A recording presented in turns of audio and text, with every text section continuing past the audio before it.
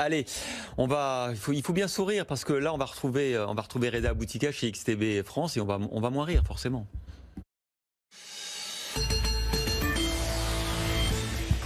Oui, Reda Boutika, parce qu'effectivement, la journée s'annonce quand même compliquée pour les spécialistes que vous êtes. On prévoit une ouverture à moins 6% encore pour le CAC 40. Qu'est-ce qu'on fait dans ces cas-là ? Oui, alors tout à fait, hein. La séance s'annonce très compliquée en Europe, notamment suite à l'annonce du président américain Donald Trump qui a interdit aux ressortissants européens de se rendre aux États-Unis pour une durée de 30 jours. Une restriction qui ne s'applique pas au Royaume-Uni, une restriction qui vise les personnes et non les marchandises. Donc visiblement, l'Europe semble être considérée comme la nouvelle zone à risque, hein, et Donald Trump d'ailleurs n'a pas manqué de reprocher le laxisme européen qui a favorisé, selon lui, la propagation du virus. Et à son tour, l'Australie envisagerait d'appliquer des restrictions similaires vis-à-vis de l'Europe. Il est important tout de même de noter que cette décision drastique est intervenue au moment où les indices américains sont officiellement passés en bear market, c'est-à-dire en repli de plus de 20% depuis les récents sommets.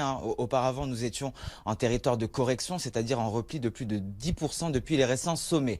Alors vous l'avez dit, les indices européens sont attendus avec d'importants gaps baissiers. Pour le CAC 40, un prêt de moins 6%. À Francfort, le DAX est attendu en gap baissier de moins 5,8%, sous la barre des 10 000 points, aux alentours des 9 750 points, soit un plus bas jamais atteint depuis 2016 et un objectif baissier à 9 600 points. Le CAC 40 lui-même est attendu aux portes des 4 300 points, un seuil psychologique qui pourrait céder avant la décision de la BCE. La Banque Centrale Européenne qui devrait annoncer une réduction de ses taux directeurs et des mesures non conventionnelles en vue d'assurer la liquidité des banques.